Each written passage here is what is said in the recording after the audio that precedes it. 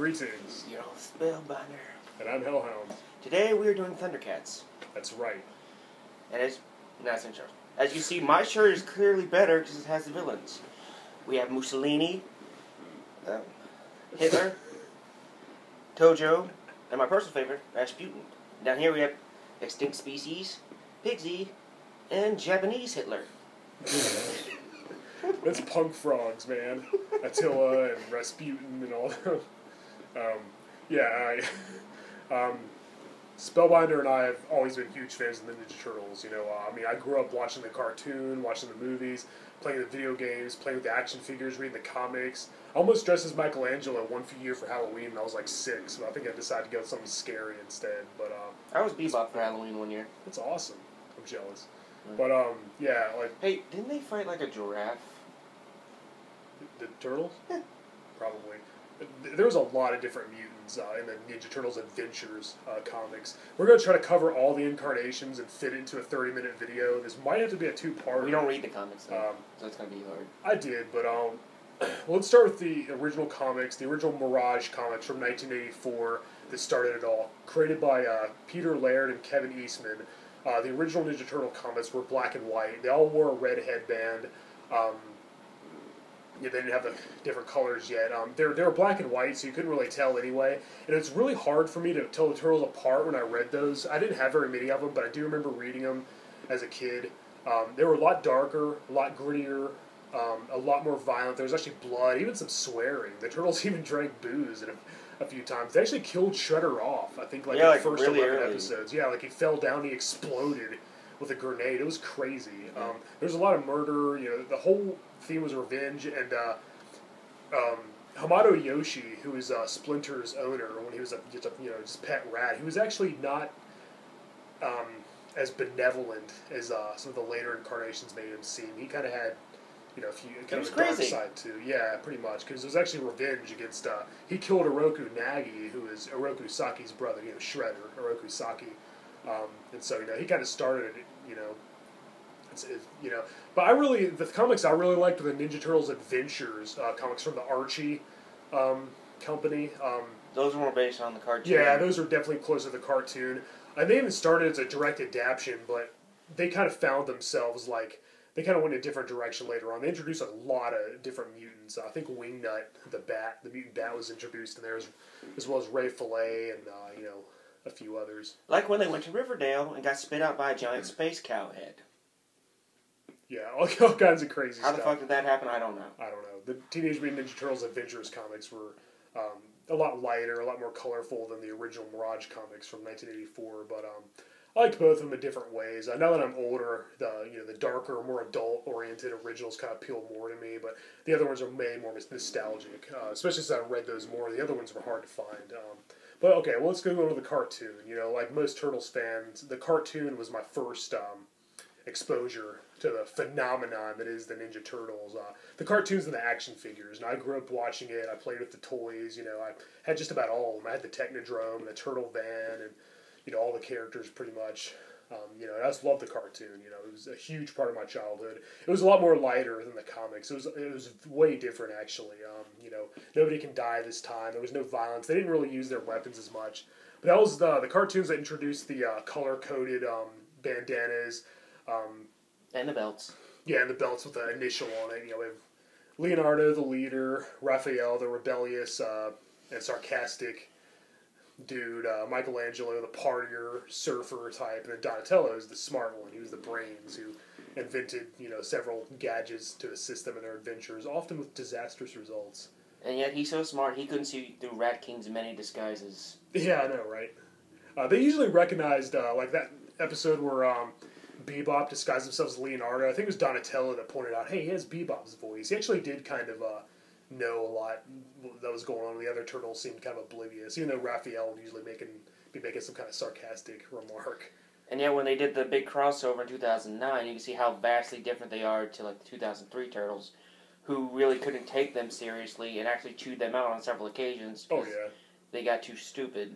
Well, but they kind of, that Turtles Forever special kind of exaggerated the 80s Turtles a little bit. They were pretty silly, definitely in comparison to the 2003 counterparts, which were more closer to the early comics, but they weren't that silly. I mean, they weren't, it wasn't that campy. It was pretty childish, but just not to that extreme, I don't think. Well, when you have the contrast of the super serious stuff, they look way sillier than you remember. Well, I agree. If you haven't seen it in like 20 years. I watch it constantly. I have all 10 seasons of the first series, the original 80s cartoon on DVD. The first 2 seasons of the 2003 cartoon. They need to release the rest of them already. Hurry up. We did our Scooby-Doo video. I mentioned that the Scrappy-Doo series wasn't out yet. Shortly after, released that on DVD, so hoping that I mentioned that in this video. Maybe they'll release that soon. The season in Europe doesn't count. Yeah, the Vacation Europe side season. That's included on the 7th season DVD, I believe. It's on one of the DVDs. It's totally out of order, but, whatever.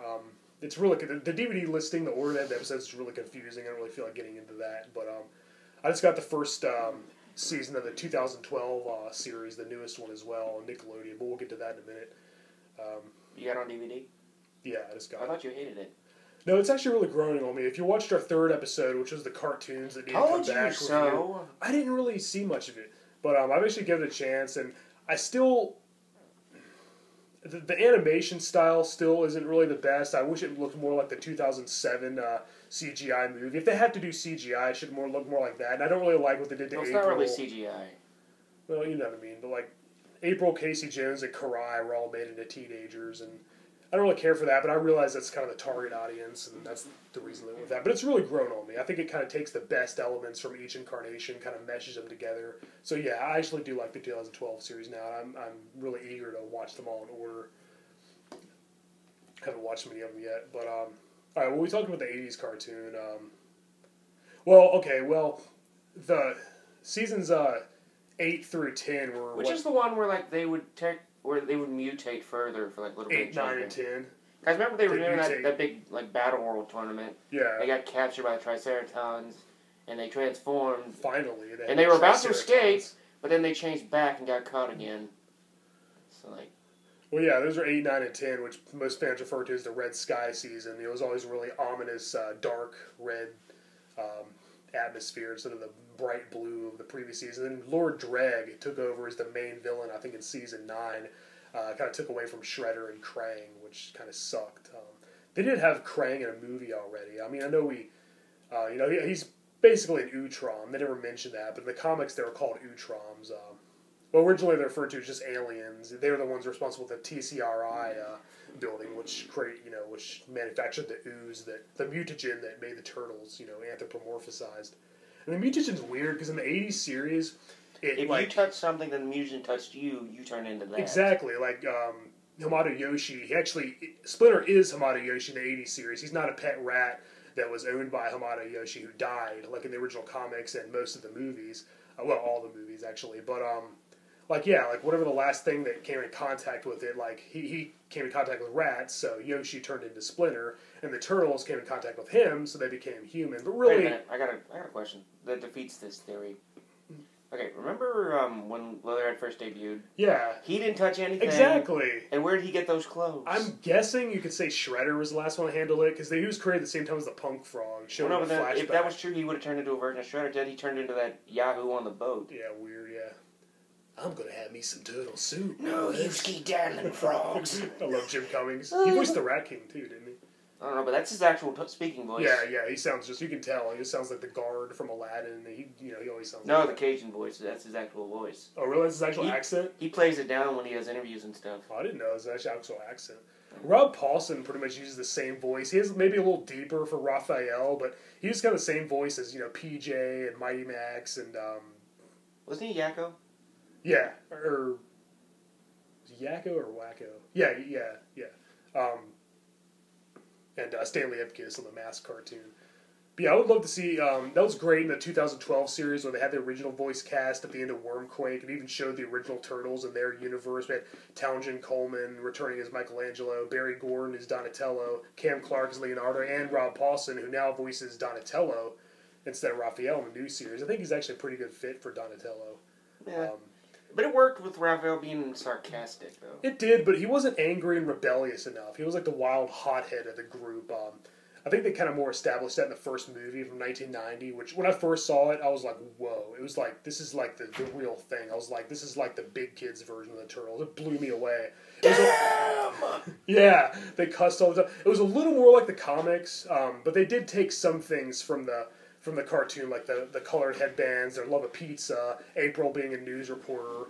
April O'Neil was played by Judith Hogue in the first live-action movie, then by Paige Turco in parts 2 and 3. Ninja Turtles 3 sucked! I think we should talk about our favorite character now. My favorite character is Raphael. Jawbreakers! Casey Jones. I'll give you a jawbreaker.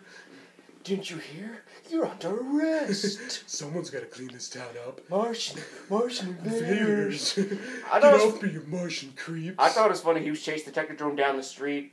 Yeah. Just swinging a hockey stick at He was it. hilarious. He should have been in the 80s cartoon more. He was only in 5 episodes. What the hell? And for some reason, April has his number. Yeah, no, And I think never touched on they always again. had a relationship in all the other incarnations. I think it's kind of hinted at. She's like, well, I do have his number, Master Splinter, but it's like, you have his number, that's weird. Though I do really prefer him in the movies. Yeah, by Elias Koteas, you mean? Yeah. Yeah, he was awesome. He wasn't in part 2. I can never remember his name. Elias Koteas. I would have loved to see him fighting Token Razor. Like, yeah, I know. That's the only thing. When I was a kid, I liked Ninja Turtles 2, Secrets of the Ooze the best. Now that I'm an adult, I like the first one far, far better. Part 2, they didn't use their weapons as much. I guess parents complained it was too violent. It was a little more silly. Go Ninja, go Vanilla Ice. No, but what was cool is like when they first got beaten up, they ran away. Shredder should have released Token Razor in the city, and Casey should have showed up to fight him. That'd have been awesome. And got the shit kicked out of him. I think Elias Koteas was busy doing something else at the time. Plus, parents complained he was too violent. I guess he was too violent a character. He's the one who killed Shredder. He pulled the lever and went, oops, the garbage. He survived truck. somehow. Yeah, somehow, part 2. That's Why didn't he come back again? Because he was Super Shredder at the end of part 2, and a bunch of wood falling on him. That's what stops him. He survived falling into a garbage truck and being compressed, and he was regular Shredder. He probably jumped out when nobody. He probably did survive the end of part 2, but but we didn't see it because we got a terrible movie instead. After all the possibilities, we could have saw Krang, we could have saw the Rat King or Leatherhead, the Technodrome, Dimension X, or some characters from the comics. We didn't have Dimension X or Krang. We did have the Utroms in the comics, but we could have saw something. But no, let's make an original story. Them going back in time with terrible costumes, terrible dialogue. Oh, that movie's just a train wreck, but it's slightly better. At least the voices were consistent. Yeah, Corey Feldman always kind of annoyed me as the voice of Donatello. Hey, at least they didn't go into space and they got really stupid. Yeah, true. Like in the next happens mutation. to do. Well, the Next Mutation TV series from 1997 was so bad it only lasted 26 seasons. When I was a kid, it blew my mind. Yeah, episodes. Did I say seasons? Oh my god, no. 26 episodes, sorry. As I was a kid, it blew my mind they teamed up with the Power Rangers, because I was a huge fan at that time. Don't you know Power Rangers aren't real? They're made up. Oh, yeah. That was actually just an episode of Power. They didn't actually show up on Ninja Turtles show, which kind of sucked. Yeah, that introduced a female turtle, a fifth turtle, Venus de Milo. Named after a statue, yeah, and not after an artist. Oh wait, there were no famous Renaissance artists. Were there? Probably not. Well, in the cartoon, they had Mona Lisa, who was she was a lizard. Actually, she kind of looked like a turtle in the face. She was like Raphael's love interest. Who wasn't on the series enough. 2 episodes, I think. You think people would have complained about her name? Yeah, you think so. Mona Lisa. I like her better than Venus de Milo at any point. It's weird she had magic powers and stuff. They made them not brothers, too, on the show. No, I think they just said this so they could fuck her. Probably. No April O'Neil, no Casey Jones. The Splinter costume was bad. He always had that look on his face. Oh, yeah. You want to know something cool? What? The guy that did Splinter in the first movie also did Elmo.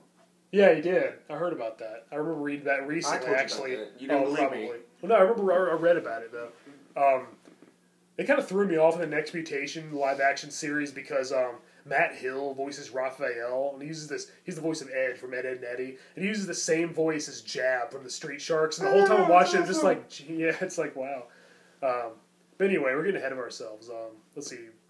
We discussed the 80s cartoon Lord Drag took over as the main villain from Shredder like the last 2 seasons. That's when I kind of stopped watching. I didn't like how the Turtles mutated more and more all the time. They got that guy helping him, that black dude. I forget his name. I thought it was Chinese. Oh, maybe. I don't know. I know he got mad. He turned yellow. Yeah, he became a mutant too. It just got kind of weird. But yeah, Casey Jones was hilarious in the 80s series. Man, I would have loved to see more of him. I kind of wonder why how I kind of wonder how he forgot about the turtles between episodes. Yeah, I know. Every time he saw them, he thought that they were lawbreakers. Leave that vending machine alone. I'll teach you to desecrate our fair playgrounds as he picks up the swing and throws it at him. Let me go. That vicious criminal's getting away. Or just like a jaywalker or a trespasser. It's just like a hobo that's sleeping on a bench. Yeah, sleeping on a bench.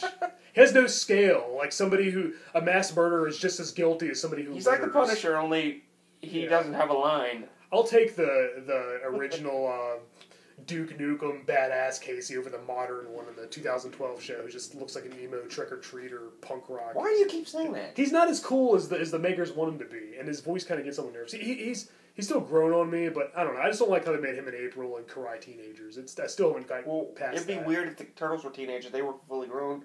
Then they could have done the whole Donatello April. I don't really like that aspect of it either. Everything else I like. They kind of overuse the mutants. Like, everybody becomes a mutant, it seems like. Every human character.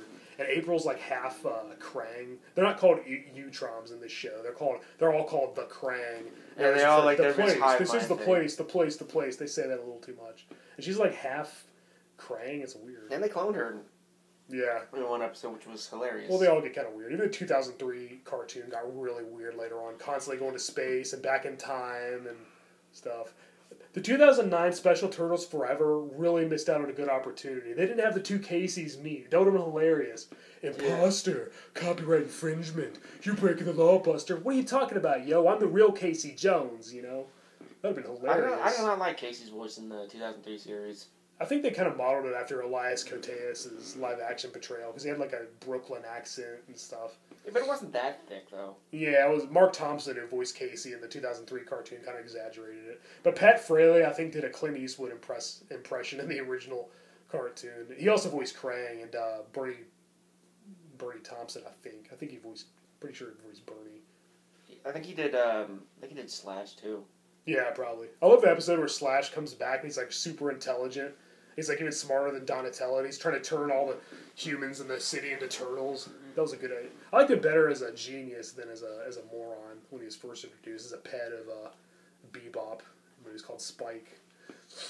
They like how they carried him over to that, but they gave him to Raphael. Yeah, and the new show. But when he transforms, he's more like Toka than he was. Yeah, it looks more like Toka. Are they even going to have Toka in the new show? I know they have Razar. Chris Bradford guy mutated into Razar. He was Dog Pound first. I don't know. That's another thing. Like, Toka and Razar are originally supposed to be in the second movie, Secret of the Ooze, but then... They were in the movie. You mean the cartoon? I was going to say Bebop and Rocksteady. I'm getting tongue-tied. Bebop and Rocksteady are supposed to be in the second movie, Secret of the Ooze, when they replaced them with Toka and Razar. And that's when they were invented for the movie. Then they did appear once in the cartoon, that mutant hunter guy, and in the video games as well. We've been playing Turtles in Time on the Super Nintendo constantly. We beat it last time. Yeah, finally. And it's actually not that hard. Oh, shush, I was distracted. But it's such a great game. That's the best Turtles game by far. I also own the first 3 for NES. We should marathon all the SNES games. Yeah, we should. I also have Tournament Fighters. We should play that later and try and beat it. We should. I want to get the Genesis version though, because then you can actually play as Casey Jones. And then in the Super Nintendo version, you can play as Wingnut, the mutant bat, and one of the Triceratons. They call him Cyber Shredder in that one too. He's fucking hard though. Yeah, you also got Armageddon. I finally beat that on hard mode. I finally beat Cyber Shredder on hard mode. That was friggin'. Oh my gosh, my hands were so sweaty. The controller was slipping out of my hands. That took me so many times. I stayed up all night. I finally beat Cyber Shredder in Tournament Fighters. I need to get the Genesis version, and also the Genesis version of Turtles in Time, which is called the Hyperstone Heist. April O'Neil's boobs are a lot bigger than the Genesis version. Who do you think was a hotter April in the live-action movies? Judith Hoag or Paige Turco? Judith Page. Judith Hoag? Yeah, I'll agree with that. I don't remember fucking names. Paige Turco is probably more classically good-looking. She's probably more traditionally beautiful, but there's just something about Judith Hoag, I don't know. It's her nose. Either way, yeah, probably. Either way, the cartoon, she's hottest in the cartoon, probably. I like how on the first episode, nobody ever mentions that Michelangelo, squeezed her. I know. I noticed that too. It's just did anybody else see that, you know? I think the animators were messing with the show on purpose. Like, Yeah. the colors would change, their weapons would change. Oh my gosh, the so voices many would mistakes. change. Well, they had like a certain deadline. They had to like rush it out. That's why, yeah, the voices, the masks. There's so many mistakes. Like, oh my gosh, It's way funny. it was more than they do it on purpose. Street Sharks. Yeah, I know. They probably did. Hell, who knows? Nobody ever complained about Scooby Doo doing that bullshit. Yeah, it did happen a few times in Scooby Doo. I think sometimes different actors will voice the characters. There was like an episode where Townsend Coleman, who voices Michelangelo, voiced Krang, and this sounded weird. Shredder, you found to bring the turtles. It's a volcano. Oh, Pat Fraley has such a great voice for Krang. I can't believe James Avery voiced Shredder. I didn't know that until like a few years ago. Friggin' Uncle Phil from Fresh Prince of Bel-Air is Shredder. That's awesome. Sucks he died, though. Yeah. Sucks they couldn't get the original voices in the 2009 special, Turtles Are Forever. That was very much an episode of the 2003 cartoon, by the way. It was all from the point of view of the makers of the 2003 cartoon. They kind of made fun of the original show. And I heard that James Avery actually wanted to be in it, but they wouldn't pay him. That sucks, man. They didn't have any of the originals. No Townsend Coleman, no Cam Clark, no Barry Gordon, no Pat Fraley, no Rob Paulson. That just sucks, man. Oh, not to sound pompous, but I feel like I could have done a better job voicing the characters than some of the people I got in that special. Some of them sounded dead on. Some of them sounded pretty good. Bebop and Rocksteady sounded pretty good. We got the Turtles. They sounded pretty good. Didn't they original voice actors, though? I don't think they had any of the originals. I don't think they were able to for some reason. There's so many missed opportunities, though. You know, like the two Caseys. Or how about the two Splinters meeting? Be like, yes, I am Hamato Yoshi. Like, what? I was Hamato Yoshi's pet. It's like, you know, and one of them he was to start out as a rat. The other one he was a human. That would have been a cool opportunity. I thought it was funny how the 2003 Turtles reacted to seeing the 80s Master Splinter. Yeah, that was. Well, like, what do you think was better? Splinter starting out as Hamato Yoshi's pet rat, mimicking his moves from his cage pre-mutation, or him actually being Hamato Yoshi, like in the 80s series and the 2012 series? I'd have to say being Hamato Yoshi. There's a whole depth to it, 'cause, like, when you got just the rat, like, he could be remembering things wrong. Exactly, yeah. Like, Hamato Yoshi might not, he might have been actually a sinister character. I think that was one instance where an adaptation surpassed the source material a little bit, because this was a little silly, a rat mimicking moves from his cage, and usually that was in the darker incarnations too. That was in the original comics in the 2003 cartoon. Those were the darker, more grounded in reality, slightly more serious versions, where he started as a rat. It's weird to think that. Obviously, then the 80s ones, nobody could die. It's more aimed towards kids. I feel like the 2012 series is kind of a perfect blend of the childish aspects of the 80s cartoon, the more serious tone of the 2003 series. It kind of blends them together. There's still a lot of childish moments. Michelangelo's pretty much strictly a comic relief character. He's pretty dumb in the new show. Yeah. I do like how they got the guy that does Beast Boy to do the voice. It fits fucking perfectly. It does. He should be called Snake. Why? Why should he be called Snake? Because that was his name. He should have mutated into a giant snake. It's like, what? You don't understand science. He's funny. He's hilarious in the new show. He's always been the funniest character. He's most people's favorite. Most people say their favorite turtle is Michelangelo. Mine's always been Raphael. I just love his rebellious, hot-headed attitude that was not explored enough in the 2014 movie. Let's talk about that a little bit. The Michael Bay I haven't seen it. version. You haven't seen it?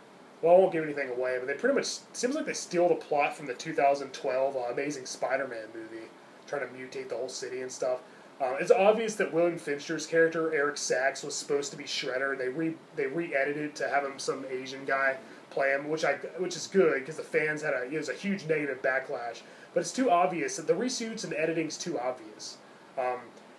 Raphael wasn't rebellious enough, and at the end he gives this huge speech saying, "It's because I love you guys, and because I'm scared." Oh god, it's so cringeworthy. I was just groaning in the theater. I didn't see it just because Megan Fox was in it. Yeah, I didn't think she was a good choice for April O'Neil. Not as bad as I thought it would be, though. I have to admit, it wasn't as bad. It was pretty much just like did everything the 1990 one did, just not as good. The 1990 movie is like a perfect Turtles adaptation. It's everything a Turtles fan could want. I feel like it was just a flawless way to make a live-action movie. The 2014 version kind of failed at that. It didn't have Corey Feldman in it. That's true. Anyway, it's better than Ninja Turtles 3, and it was better than the Next Mutation series. I always prefer Ninja Turtles 3 to Next Mutation. Me too. Yeah. Me too. Next Mutation's probably the worst adaptation, not counting the Coming Out of Their Shells tour and the Christmas special. Those make the 80s series look like a Frank Miller comic. Those are just way too silly. I can't even sit through them. Oh my god. Oh god, I think I used to have that tape, or one of my cousins had that tape on VHS. And I was watching, I was like, oh my god, this is not the Turtles. I had a bunch of tapes from like the Bates cartoon. Like, it had like 2 episodes on each one, but it weren't like from the same season. Oh really? So, like one was Leatherhead, and the next episode was like the future Turtleoids. Oh yeah. Planet of the Turtleoids and stuff. That could have been like a movie. That could have been like the Transformers had. I thought that was that technically movie a movie, and then they cut it into parts for like an episode. It pretty much was. They didn't release that on DVD until season 10 though. Like it was a lot earlier in the series, and they finally. I was worried they weren't going to release it. Then season 10 finally came out. It felt for a while like they weren't even going to put it out. They finally did. Thank goodness. I have all 10 seasons on DVD. As I said, the 2003 series, they need to get their shit together and release the whole series on DVD. I had the first 2 seasons, and like some of the rest of them, all the episodes are pretty much available except for most of season 3. But like they have volumes. Like there's like 3 or 4 episodes on each one, and it literally, if I had all those, it would fill my entire bookshelf. It's ridiculous. Release them all individually by season. And they should do that with the new series too. Each one has like 3 different volumes per season. It's just taking up too much space on my shelf. It's so much easier when they do it by season, like they do with the '80s series. It took them a while to get that one right, though. So hopefully, what they should do is like they should do like a Dragon box, like DBZ does, like it's the whole thing in one collection. Yeah, exactly. But then it's like $100 or so. Yeah. It's worth it.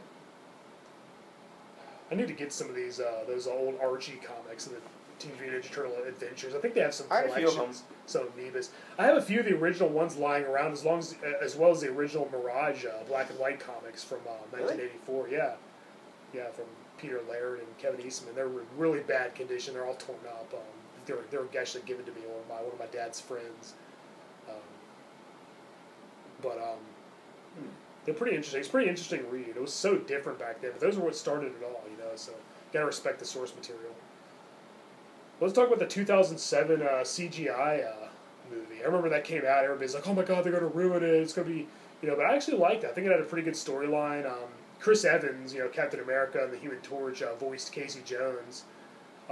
That one, I think the rivalry between Raphael and Leonardo was done perfectly. Like, Raphael's always been jealous of Leonardo because he's the leader, and Raphael's weird on his own. And but that's supposed to take place after was it supposed to take place after the 2003 series, or was it its own thing? Well, it kind of followed the 3 live-action movies, because it showed that scepter thing for part 3, or whatever the hell this stupid thing's called, and there's all kinds of references. It had Shredder's helmet, like Splinter had this trophy room. There's all kinds of things from the series, and all 3 live-action movies. It kind of felt like it did follow the 2003 series, not really continuity-wise, but like it was most similar to it. Like the voices kind of sounded like that. As I said, Leonardo and Raphael's relationship was like it was in that cartoon. Casey Jones looked a lot like the one from the 2003 series. Maybe not as buff and like with shorter hair. Chris Evans did a pretty good job voicing him. It wasn't my least favorite incarnation. Probably the 2012 series, sorry to say, would be my least favorite Casey. But I kind of look at it as like an origin. 2012 series is kind of like an origin story. Not that it connects to any of the others, but it's kind of like the beginning. Like they're still, it really plays upon the fact that they're teenagers. April, Casey, and Karai are all kids. It first shows when Leonardo became the leader, appointed by Master Splinter. It shows how they discovered pizza. It kind of explains everything. Like it kind of goes back to before. It kind of explains how everything started, even though it doesn't connect to the other series. I'm not saying it's in the same continuity. But I think it's off to a good, it's 3 seasons in by now, and it's off to a good start. I think I'll be pleased with it. I'm really excited about the next movie. The 2014 one I thought was mediocre. For one thing, the Turtles relied too much on brute strength. They were huge, they were hulking, and they were ugly. Their faces were all wrong. They had to make it look more like turtles. They look more like a realistic turtle. Everything has to be realistic now, like the Alvin and the Chipmunks movies. They look like real chipmunks. Like, why do they always have to do that? They never explain how they got so big in the cartoon, though. Yeah, they were human size. They were like the size of real human kids, but.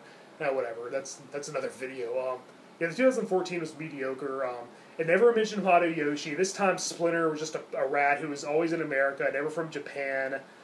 He just discovered martial arts for dummies book in the sewers, and that's how he learned it all. He could somehow understand English. They were owned by April O'Neil in this version too. They were her pets, which was I didn't think that was a bad connection. It was a little too much of a coincidence.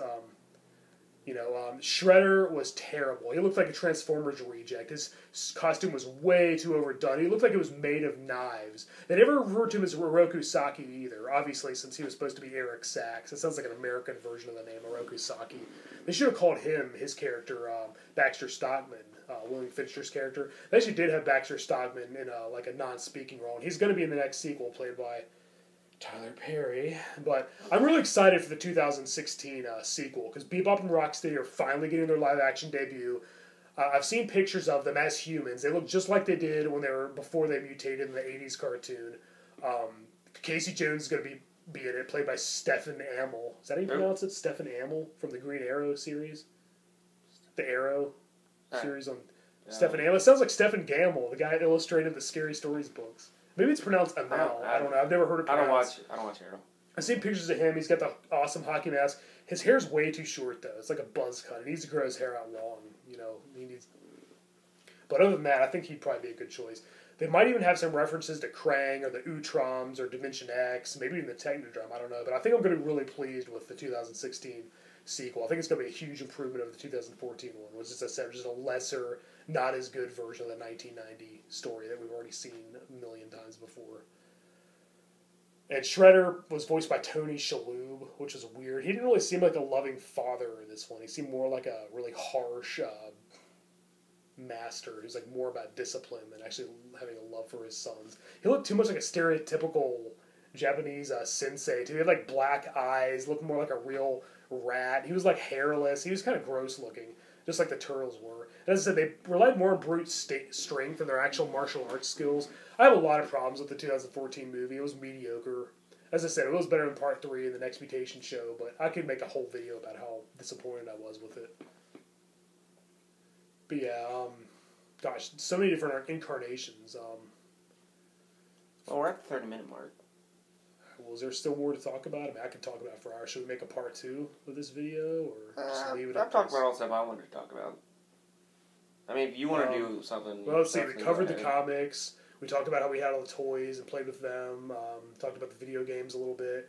Talked about all 3 cartoon series, the live-action Next Mutation show, the awful coming out of their shells toward holiday special, which doesn't even need to be... We covered everything. That's just a smear on the Ninja Turtles name. Yeah, we talked about all 5 movies, too. As soon as I turn the video off, I'm going to say, I forgot to mention this and this. But, the only thing we have to do now is nitpick stuff. Yeah, pretty much. You can do that on your own time. Yeah. Well, as I said, Baxter Stockman, I hope he becomes a mutant fly in the next movie. And it would be nice to see the Uchi. Knowing Michael Bay, he'll probably look like freaking Bruno Fly. Crap. Yeah. Oh, God. They should get David Cronenberg to do, like, the special. Michael Bay's movies are just soulless. Like, he just rapes my childhood. He destroys all my favorite nostalgic things I love from my childhood and just throws more money at the screen. Like, he just, he doesn't care about it. I wonder how he's going to do Thundercats. Oh, dear God. I shudder to even think about that. Ew. Oh, God. It just chills on us. I heard it ruined Transformers. His Ninja Turtles... Transformers never very good anyways. Yeah, well, I love the original cartoon, the original 1986 animated movie, but I feel like Ninja Turtles, Michael Bay's Ninja Turtles was a little better than his Transformers. I feel like he was a little more respectful, the source material. They did get a lot wrong. Huh? Is it because they didn't have Shia LaBeouf in it? That's a huge part of it. Oh, gosh. I hope I never see him again. You can do it. Yeah, just do it. Yeah, right. Like, but what are some things you want to see in a future live-action movie, whether it's this... part of this new series of Michael Bay films or like a future one? I definitely want to see the Rat King as a main villain and Leatherhead, Krang, the Technodrome, even stuff from the comics that were, more mutants. Wingnut, Ray Fillet. I think they should introduce like Leatherhead and more mutants, but not go into space. Yeah, let's stay out of space. No aliens. No more space, no more time travel, please. Please. There's such a huge wealth, such a huge mythology they can explore without resorting to those cliche. And I think the Turtles should actually try to have sex with April O'Neil. That would be an interesting dynamic. I don't think that's ever been explored before. Maybe in like a satirical parody or a porno.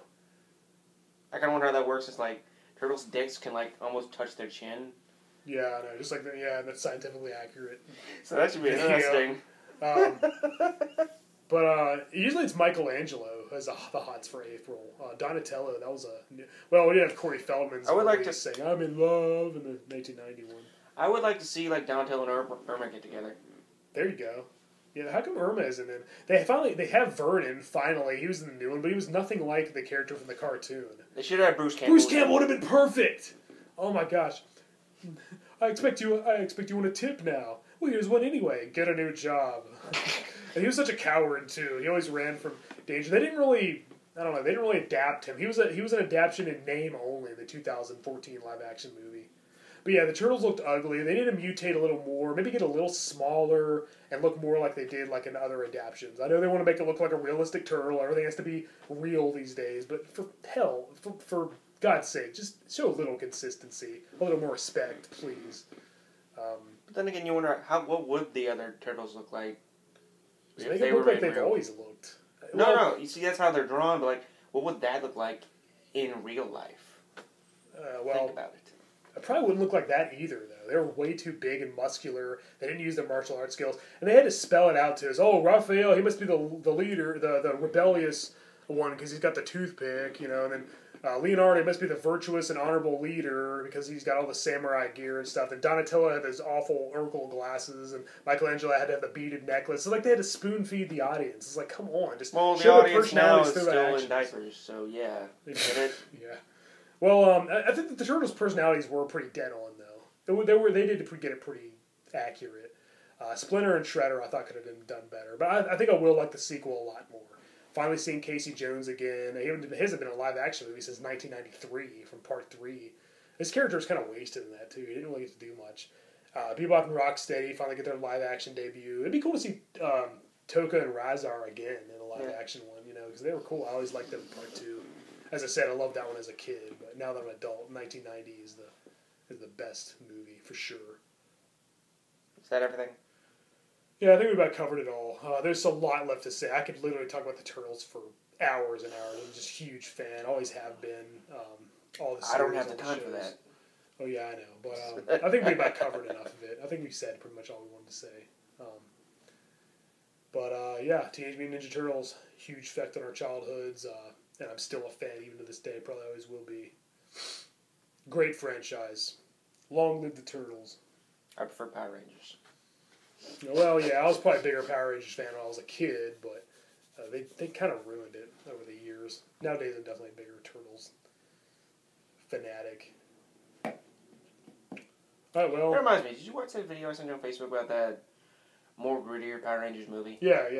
That was awesome. That actually wouldn't be a bad idea. I mean, it was based on what was Super Sentai from the Japanese show. Pretty much just showed stock footage from that. That actually wouldn't be a bad idea. All right, well, anyway, that about wraps it up. I think we said all we wanted to say about the Turtles. I'm Hellhound. I'm Spellbinder. And thank you for watching Dead Level Discussions. Fuck you guys. Can't break tradition now. Heroes in a half shell. Turtle power.